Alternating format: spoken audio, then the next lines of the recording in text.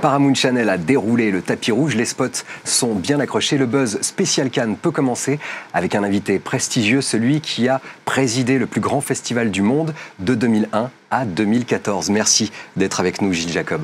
Mon plaisir. Aujourd'hui, on va parler du cinéma américain, de la présence américaine au Festival de Cannes. Alors là, je vous cite à peu près, c'est pas entre guillemets, c'est vous qui l'avez dit, Cannes et Hollywood ne parlent pas la même langue, la langue des affaires. Cannes aime les films et les stars, Hollywood aime plutôt le marketing. Je caricature. Ça se passe comment ? Ça s'est passé comment avec le cinéma américain ? Écoutez, il y a toujours eu des problèmes avec Hollywood, alors que Cannes adore Hollywood. Pourquoi ? Parce que Cannes est comme le monde entier. Hollywood est une usine à rêves qui fabrique des films que tout le monde aime, qui ont la longueur voulue, les acteurs qu'on aime, les histoires qu'on adore. Et c'est surtout un cinéma de genre. Le western, la comédie musicale, la comédie tout court, le film politique. Enfin, tout le vrai film, le grand film de genre se fabrique à Hollywood depuis des années, et ils exportent dans le monde entier. Ils sont tellement puissants, ils sont représentés partout, et qu'en réalité, venir à Cannes pour eux, c'est plus une affaire de prestige qu'une affaire de gros sous. Ça, il faut le comprendre. Et dès les débuts, ils s'étaient méfiés de deux choses, des jurys, en pensant que le syndrome David contre Goliath récompenserait toujours un petit film moldovalaque par rapport à un grand film américain. Et il faut reconnaître que c'est vrai. C'était souvent le cas, oui.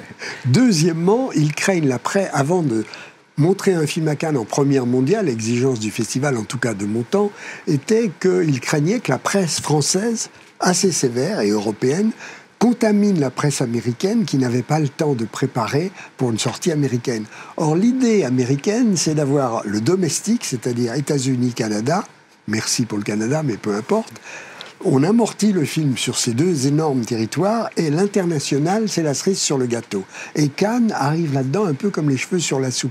Et il donnait à ce moment-là ou bien des très grands films pour l'ouverture hors compétition, sans aucun risque, il y a un seul film ce jour-là, tous les projecteurs, la presse le lendemain, genre Ben-Hur ou Laurence d'Arabie, ou bien des tout petits films, des soap-opéras comme Marty, qui était un film qui a gagné la Palme, enfin le Grand Prix. Qui a eu la Palme d'ailleurs, à 3 personnages. Mais donner les films, comme on parlait de Witness, ou E.T. ou Apocalypse Now. Ouais. E.T. vous étiez battu pour la barre en ouverture. Je me suis battu pour grand succès.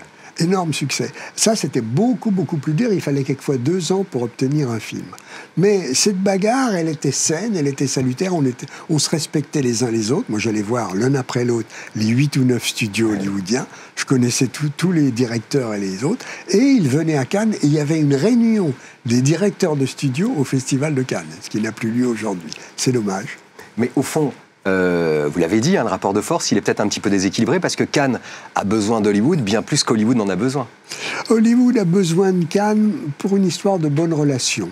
Parce qu'il y a aussi les politiques s'en mêlent. Vous savez, il y a toujours des gens, il y a eu longtemps Jacques Valenti, qui était le représentant de la MPA, c'est-à-dire l'organisme qui centralise tous les studios.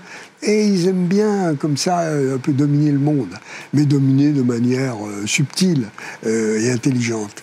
Et je dois dire que la création du Festival de Deauville a été un lieu, à l'époque, ce n'est plus le cas aujourd'hui, où les studios étaient chez eux.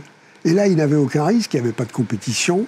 Ils se montraient, ils amenaient leurs stars, ils repartaient. C'était merveilleux comme plage de lancement pour lancer leur film en automne. La date de Cannes en mai n'est pas propice parce qu'on est très loin des Oscars et ils ne veulent pas nous donner les films pour les Oscars si tôt. Et on le remarque encore cette année. On l'a vu cette année, Xavier Dolan n'a pas apporté son film parce qu'il veut concourir aux Oscars. Ou le film de Jacques Audiard. Ouais. Donc c'est la première fois que des grands films américains choisissent plutôt le tandem Venise-Toronto plutôt que de venir à Cannes. Ça, c'est un danger. Ouais. Dites-moi, j'ai envie de parler un petit peu de glamour.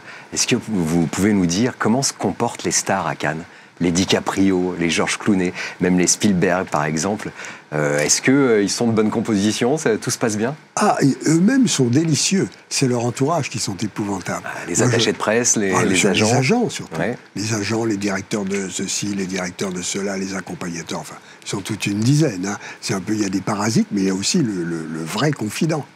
Et eux-mêmes sont très gentils, mais ils font une seule chose, c'est ce qui a été convenu. On n'en démord pas. Par exemple, ils disent, je viens à Cannes, je donne une journée de mon temps, je reste 4 jours à l'hôtel du Cap, Il n'est pas question de leur faire 1 heure de plus. Ouais. C'est dit, c'est dit. Professionnalisme jusqu'au bout Mais des ils font ongles. parfaitement. Ils font la montée des marches, ils font le job. Ouais. La conférence de presse, ils se prêtent aux photos. Ils montent les marches, les stars américaines, comme personne au monde. Comme des félins. On a vu des défilés incroyables, dont hein, les les Paul corps Newman, bougent. les... Oui, Newman, mais plein d'autres. Ah Clint oui. Eastwood.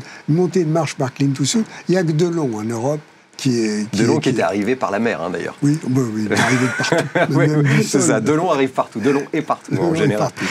Mais Dites-moi, cette pour montée des conclure... marches est merveilleuse. Ah, je confirme.